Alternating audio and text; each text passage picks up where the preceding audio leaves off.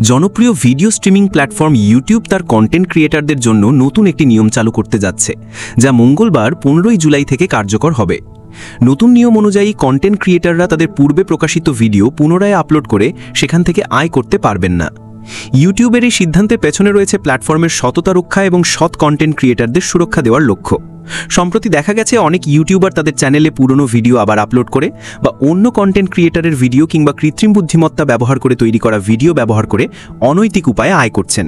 এসব অপব্যবহার রোধ করার জন্যই এই নতুন নিয়ম আনা হয়েছে। ইউটিউব জানিয়েছে, ইউটিউব পার্টনার প্রোগ্রাম সবসময়ই নিজের তৈরি ভিডিও আপলোড করার নির্দেশনা দেয়, যা লঙ্ঘিত হচ্ছে।